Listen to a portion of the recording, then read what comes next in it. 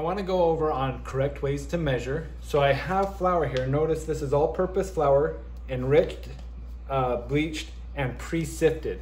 Don't believe the pre-sifted. Just because it's pre-sifted, if a recipe calls for it, you're gonna want to sift it. But I want to demonstrate that flour over time will self-compact. So I'm gonna go ahead and just take this bag of flour and I'm gonna put it into this container. And then I'm going to take some rubber bands and I'm gonna mark the level that the flour is at.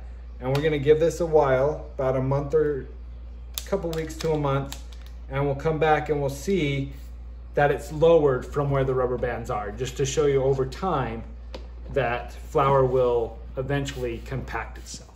After 2 months or so, you can see that it's starting to compact itself. Now, this isn't gonna happen overnight. Like it said, this took 2 months. It's gonna slowly compact on itself. And the purpose of showing you that flour condenses itself is because there's a couple different ways I'm gonna show you to measure. So I have my standard measuring cups here. They come in sets of 4. You have your quarter, your third, your half, and your 1 cup. A lot of people will just scoop in there and get their flour and level it off. So I now have a level cup. I'm gonna go ahead and use my scale here. Scales come in you can get them in grams, and you can also change it to ounces. So I'm gonna change this one to ounces. All right, so it's on ounces, and I'm gonna go ahead and measure this 1 cup of flour that I just weighed, that I just measured. That's 5.55 ounces. So that was just me scooping it. Well, then someone might get a heavier scoop and get down there deeper and kind of pack it in there and then level it off. Okay, and then let's put this back in the same bowl. And now I have 5.95 ounces. And you're like, well, that's only 0.4 ounces. That's not a huge difference. Well, actually it can be, especially when humidity and everything's involved.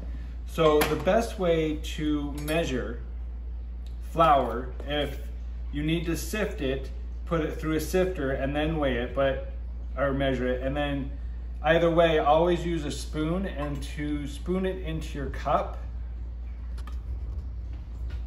just as such. And then I actually like to use the flat edge of a butter knife just to tap it down into all the corners of your measuring cup and then to level that off. Now I have a level 1 cup, and if I bring this over here and measure it in the scale, I now have 4.85. So 3 different ways to measure: scooping it, kind of scooping it and packing it, and then spooning it. And if I spoon it, every time I spoon it, I should get 4.85s, because that's kind of a more accurate way to do it. So that's how I would measure light, fluffy things like flour and other items. Brown sugar is way different. So brown sugar is, they take sugar and they add molasses to it. So it's thick and dense and hearty.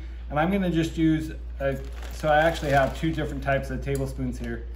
This is a wide mouth small bowl. This is a deep bowl, thinner mouth. I like them both. They both have different properties depending on what I'm gonna measure. For brown sugar, I like this one. And I'm gonna show you why, because with brown sugar, this one you actually want to pack it. So we're just gonna scoop this in here into my brown sugar, and I'm gonna use the side of the bag to pack that brown sugar. And then again, I'm gonna use my flat edge of my knife. I keep my brown sugar in the bag, if you noticed. And I'm gonna just take the back end of my knife again, and I'm just gonna scrape off the top. That way, when my brown sugar comes out, I should have an actual mold of my measuring. And that's how you measure brown sugar, is you wanna make sure it's packed and molded. Sugar and salt, on the other hand, they're different than both of them. The density on salt and sugar is the same. The density is not going to change. So with those, I can just take my measuring device with both sugar and salt. I can just scoop it and then level it off, because that's going to be the same measurement all the time. So that's flour, sugar, salt. You kind of saw the scale here. You just put your items in. I have a tare option, so if I was gonna put a bunch of stuff in a bowl, I'd start with the bowl, put it in, and then tare would bring it back to 0. So like if I put the spoon in, it goes up to 0.7 ounces, I can tare and it goes to 0, and then I can put in the next ingredient, and then it goes up to 180 and tare it back to 0. I love kitchen scales. They're actually the best way to weigh, because measurement, you can't go wrong. 7 ounces is 7 ounces. You can't measure that differently because it's always gonna be 7 ounces. With liquids, they have a liquid measuring cup. You can get liquid measuring cups in all sizes. I have a small one that's a 1/4 cup. I have a 1 cup, 2 cups, and a 4 cup. Those are generally the standard measuring cups. These ones should be done on a flat surface at eye level, and then you're gonna pour the water in so that you can see the meniscus hit the line. And the meniscus is where the liquid starts to bend. And so there's my 1/2 cup of water. The cool thing with liquid is there's 2 items that will weigh the same as they measure. So measuring cup versus weighing, and that's dairy and water. They measure the same as they do weigh. So if I had 8 ounces of water, I'd have 1 cup of water, and that's back and forth.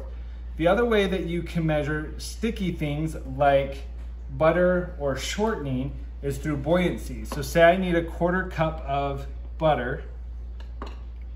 I have a 1/2 cup of water. So now I just add butter until my water reaches the 1/4 cup line, and it goes up a 1/4 cup. So I'm gonna have 3/4 cup of water, or it's gonna measure 3/4 cup. And this is through buoyancy. And I'm not quite there yet. Okay.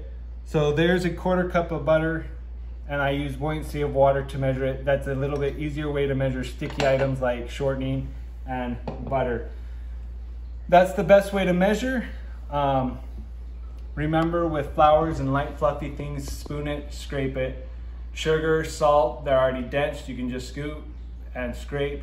Brown sugar, pack it.